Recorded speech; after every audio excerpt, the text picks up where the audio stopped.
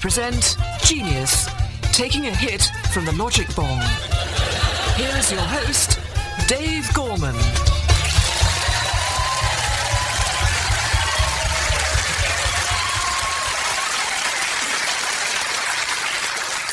Hello, I'm Dave Gorman, and welcome to Genius, the show all about your ideas. Every week, a celebrity guest and I examine a selection of ideas, be they gadgets, gizmos, inventions, policies, plots or plans, on the lookout for that elusive quality, genius. The ideas have been sent to us by you, the Radio 4 listeners, and I'm pleased to say that they have arrived at Genius HQ in their thousands. Many of them do have at least the whiff of genius about them, but others leave us feeling, well, confused. A listener called Carl Anderson wrote us an email saying, "Carrots! Most people think of them as just a vegetable side dish, but I think there's more to them than that. They taste pleasingly sweet to me, and while I haven't tried this yet, I'm convinced they could be used to make a passable cake."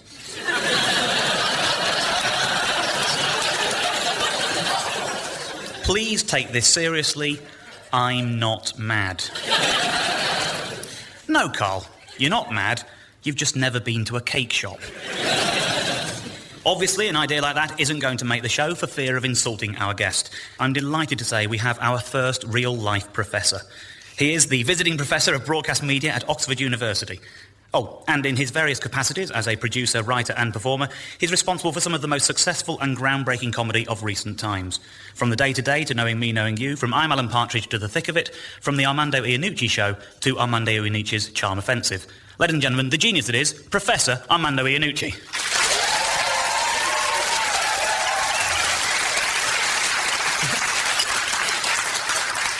Thanks for joining us, Professor. I'm very excited to hear of any genius ideas you might have had recently. I've come up with one idea which I think gets rid of the one thing that I think in today's society causes us the most misery. I'm talking about the Mexican wave. It spoils any game when you're watching it because you just think all these people doing the Mexican wave think they've come up with the funniest idea ever. So I've come up with the Mexican wave cancellator. It's a sort of a software system that cancels out the sight of Mexican waves. I don't quite know how it works physically, but I'm sure it will involve a sine wave. Yes, it's bound to. Yeah. That will sort of measure the oncoming wave and will come up with a sine wave of the exact sort of frequency and wavelength in the opposite direction. And I'm sure there'll be a system of early wave detection systems in space that can tell us when a Mexican wave is about to break out. And see, I like this because Mexican waving is basically the rudest thing an audience can do. They are essentially an audience in a sporting arena. Yes. And they're making their own entertainment. Yes. Yes. Which is just rude. And it is an improvement on my own anti-Mexican wave idea, which was basically a kind of shoot-on-sight policy. Now, we have several ideas to discuss with you, and as we go through them, we'll discover whether or not you think they're genius. At the end of the show, I'll ask you for your two favourites, and the audience will decide which of them wins this, the Genius Trophy. Oh, yeah. Now, some people have said to me, "Dave, we can't see the trophy, so how do we know it exists?" And I say to those people, you'll have to sit nearer the front next time. So, let us begin with our first idea, which comes from Gordon Parkinson, who's from Ipswich. Dear Genius, we hear about air disasters on a regular basis. I suggest fitting a row of large parachutes along the main body of all passenger aircraft. OK, so these are parachutes to actually carry the aircraft itself, rather than the passengers? In an emergency, yes. Oh, only in an emergency, right, okay. Armando, how does this grab you? Well, I like this idea. I mean, I'd like to know how it works and how will the parachutes be released and if something goes wrong, someone pulls a lever and bang, they all go out. Now you say bang, does that mean there'll be will there be explosives on board? It could be a very large spring. Right. Just sends them out. Yes. And it's more than one. You're saying like 4 or 5 along the body of an aircraft? Very many small ones or one very big one. I think it'd be funnier if it was very many small ones. It would. Like little toadstools. Would it not be better to then just everyone have their own individual parachute?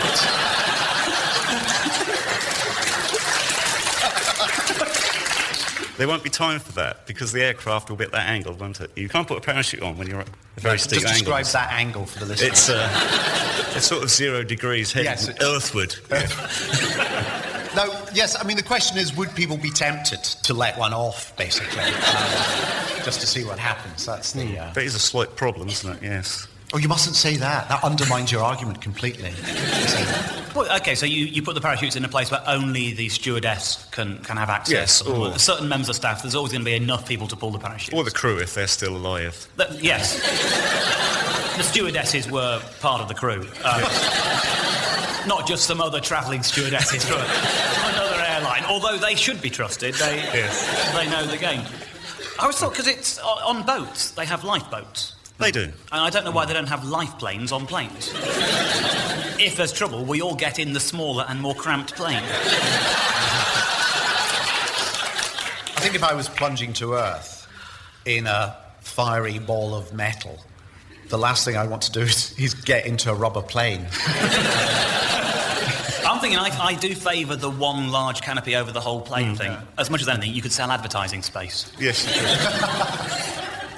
Well, why not go the whole hog and have one large canopy over the plane, one large canopy under the plane, stitch the two together, call it a Zeppelin, and have the plane permanently flying inside a dirigible, basically, so that if anything went wrong, people could just get out of the plane and still be airborne, but can walk around,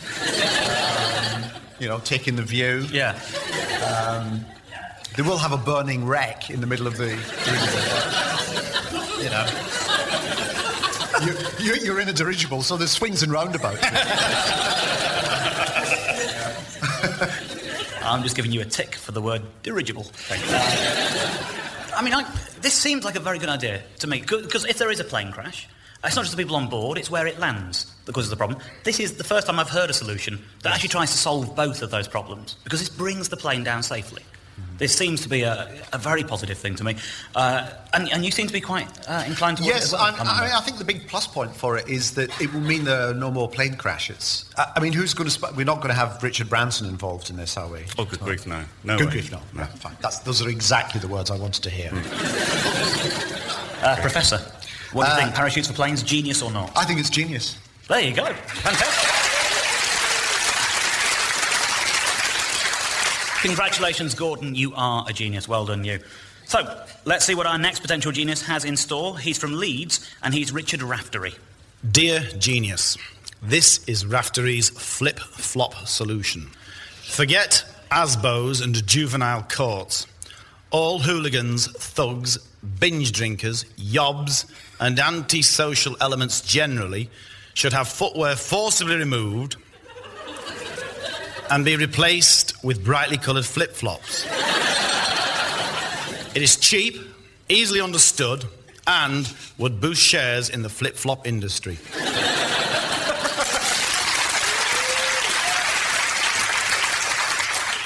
Well, yeah.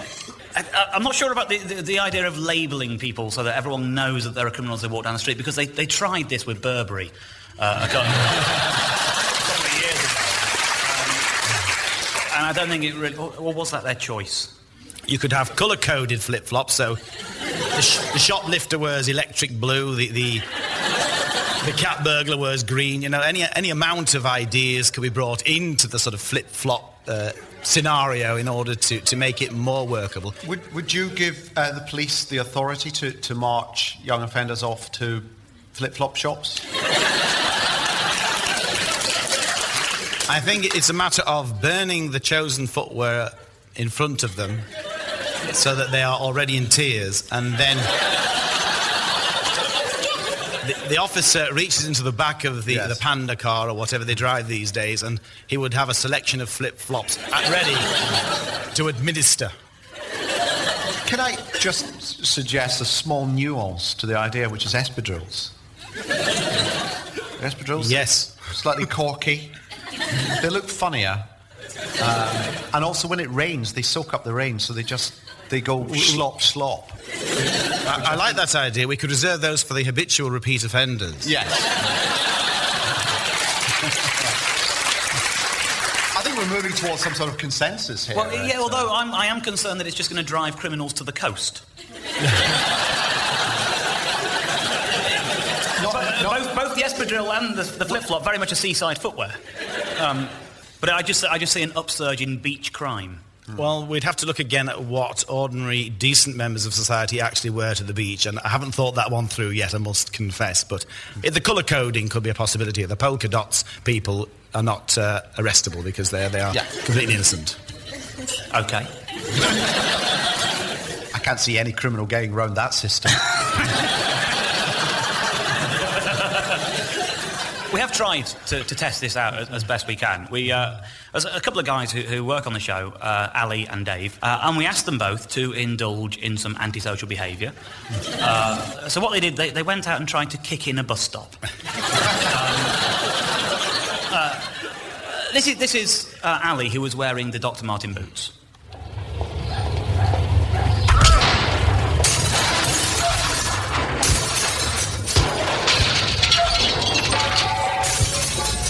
Quite successful. This is Dave, not myself, another Dave, wearing flip-flops.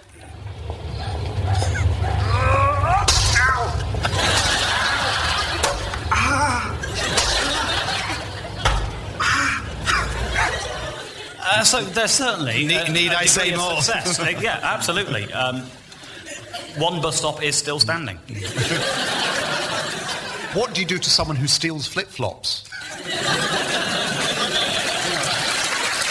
You've encountered a legal black hole there.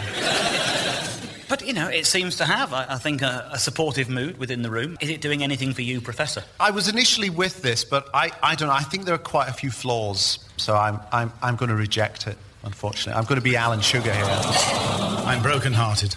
Yeah. Richard, I apologise. It was nice to hear from you all. I'm Richard Rafferty from Leeds.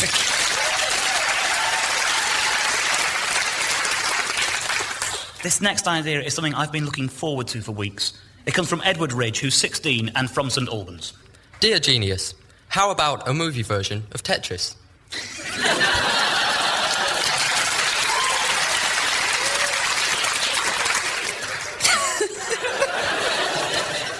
It's a movie version of Tetris. My mum listens to this show. I don't know that she knows what Tetris is. In Tetris, a series of shapes, each made up of 4 squares, falls to the floor, and you have to align them in complete rows, and then they disappear. Which has only made it clearer for those who already knew what I'm talking about. I'm sure. It's very difficult to explain. Amanda, are you any closer to understanding this than I am, basically? I like the idea. What I would particularly request is that it uses no CGI or special effects whatsoever. It is shot in an enormous warehouse with actual large metal shapes dropped from a great height. How would you do that thing where you drop it and it goes quicker, though? Because it's just gravity. Yes. If the actual thing were going like that... There'd be wires. I mean, I sound as if I'm defending the idea. and you are pulling it apart. But, I mean, I wasn't even imagining for a moment it was a literal blocks falling from the sky. I imagined it was a more thematic thing. Yeah. It's like it's a cocktail party. Guests turn up. And when it's just enough to fit into the corner of the room, they disappear. But there's always more guests arriving. I kind of saw the plot as like a disaster movie. Right. You just have giant blocks falling from the sky for... Precisely. No one needs any of this guest nonsense. You're right, I don't know what I was thinking. Have you thought of any casting? Brian Blessed? Yeah, well, he's the square or yeah, he's a square. He's a square. OK, well, if that's your line of thinking, you've got Brian Blessed for the big sort of blocky square. Who's the 4? Christopher Lee for the tall, thin one. Yeah. Darren Day for the one which is 3 in a row with one sticky up bit. You know, there's those 2 sort of S-shaped ones, and they're not identical, but they look like they might be. That's the cheeky girls. But I've got a version of Tetris here. What I thought is you could play Tetris, just to see if it does work as an interactive experience. Shout out advice. I think people think of Tetris as very much a solitary exercise, and you're suggesting it for a broader market than that. So we can try that. Would you like to play the game yourself? Don't mind. You're very welcome. Take to the stage. Please give him a round of applause as we get off Just sit yourself down there. Have a go. Let me sit here. Retake.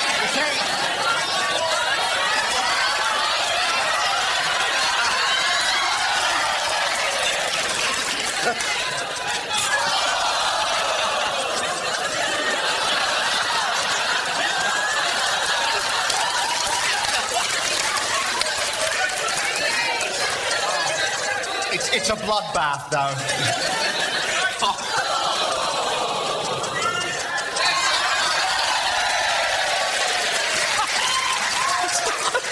I feel like we've proved our point, but I feel bad about stopping it.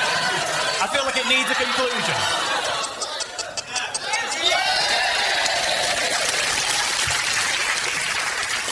Everybody at home is going, that is the worst piece of radio.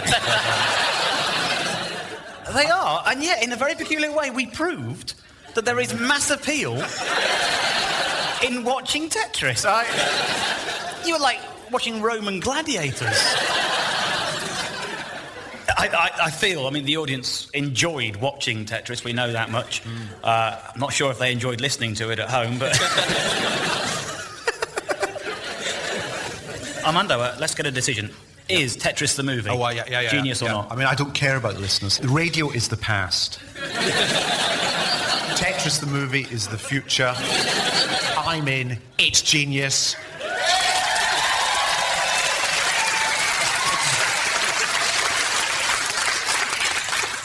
Well, our next idea comes from Callum Fisher, and he comes from Glasgow.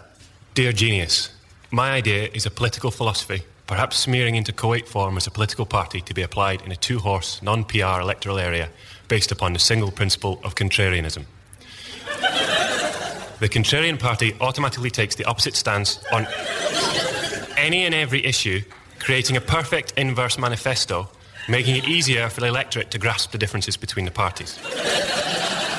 Furthermore, the lack of pretensions of consistency will lead to high levels of voter confidence, as the Contrarian Party will never have broken a promise unless the opposition says that they didn't.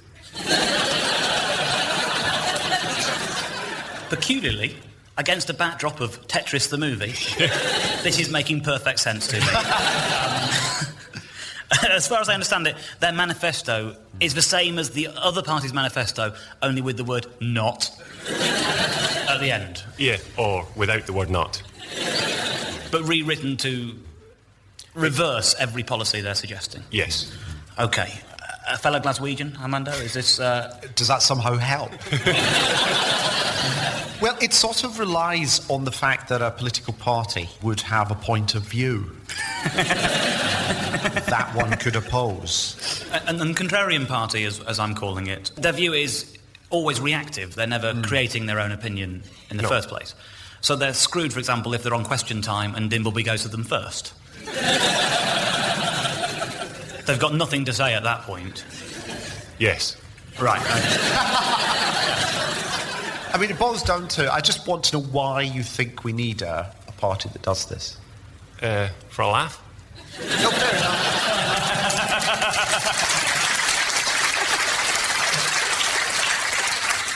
You're winning me round, you know. So this works only in a two-party system. Yeah. But one of the parties is just there for a laugh. Yeah. So, isn't that just handing power to the other existing party? No.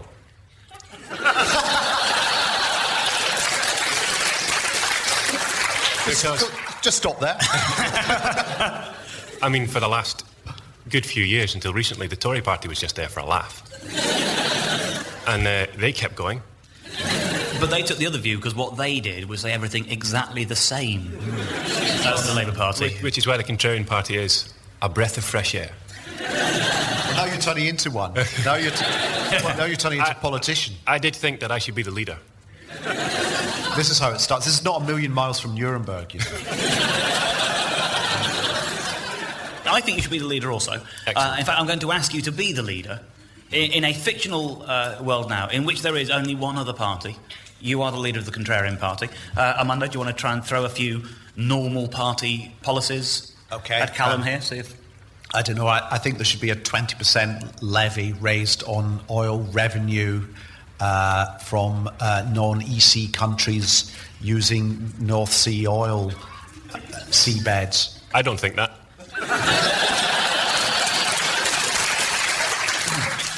I think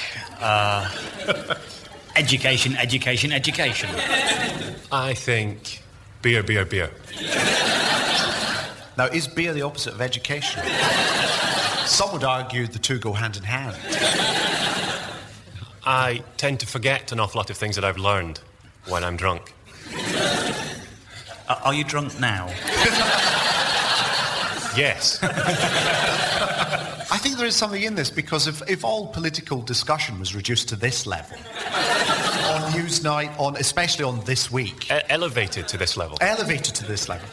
You say elevated, I say reduced. Well, of course you do. I say let's call the whole thing off.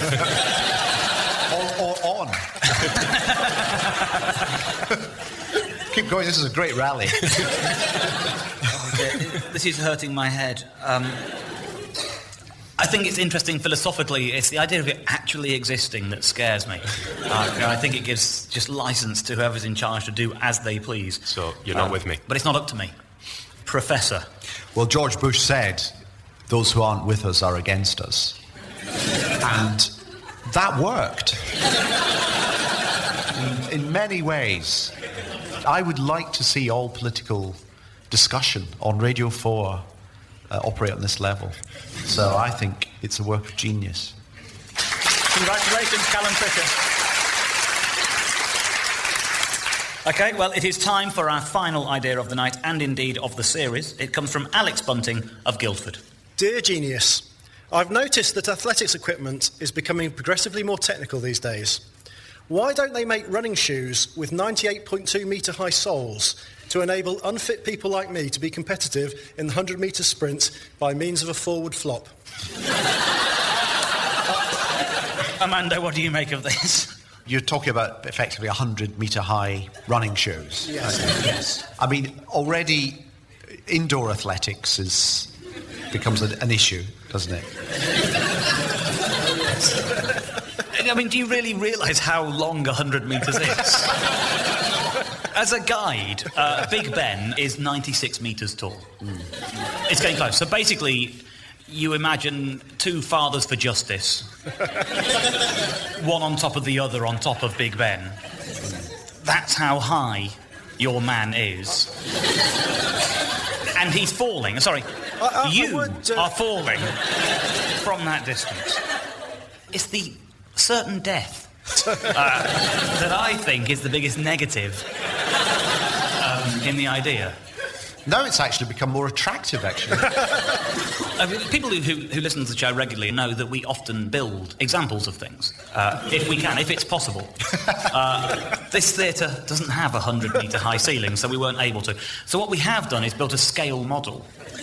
I think most people know how tall a Playmobil man is, between just over an inch, something like that.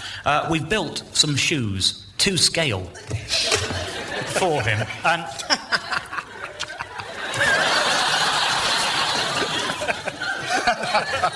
I'm holding a man who is smaller than my thumb, and his shoes are 1.5 feet taller than me. It is absolutely impossible to make this stand up. Should we just see him fall and witness what happens? OK, so he's on the blocks, he's ready to go, and this is a scale model, it's only Playmobil, you've got to scale this sound up in your heads at home. Here we go.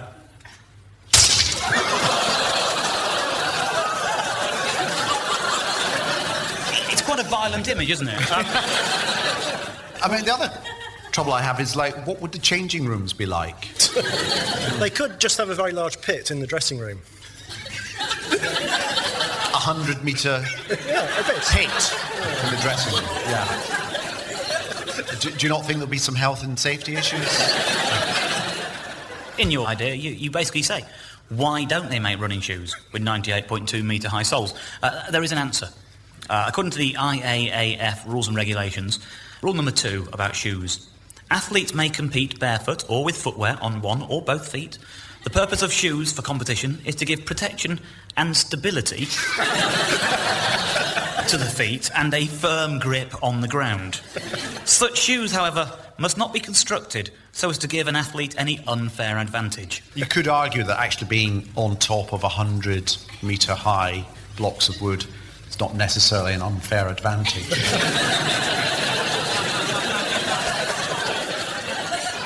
There's death, there's destruction. Mm-hmm. Professor Iannucci, are the supersized running shoes genius or not? Well, I'd say not, because I think the whole principle of giving everyone, as you see it, a level playing field, if 100 metres above the ground, is it just doesn't. Society doesn't work like that. I'm afraid I think we have a decision. Alex Bunting, I apologise. You're not a genius, but we thank you for coming all the same.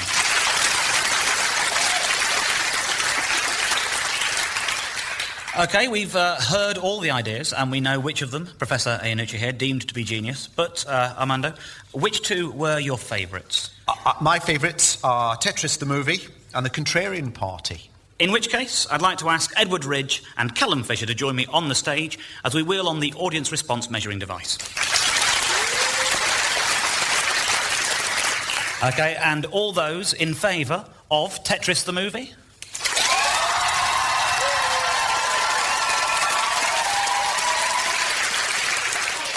And now all those in favour of the Contrarian Party.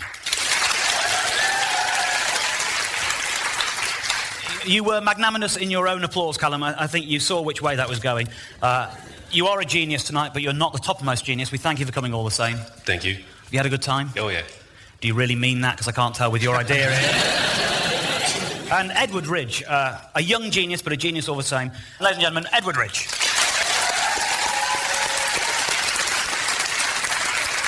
I'd like to thank Professor Armando Iannucci for being a genius guest, everyone who pitched their ideas, genius or not, and of course you for listening. But there's just time for a few suggestions from tonight's studio audience, which include a mouse trap to prevent other people from using your computer, hover ponies, and a system which, by implanting magnets in the foreheads of all Americans and in the seams of all baseball caps, should ensure that all peaks face forward. Good night.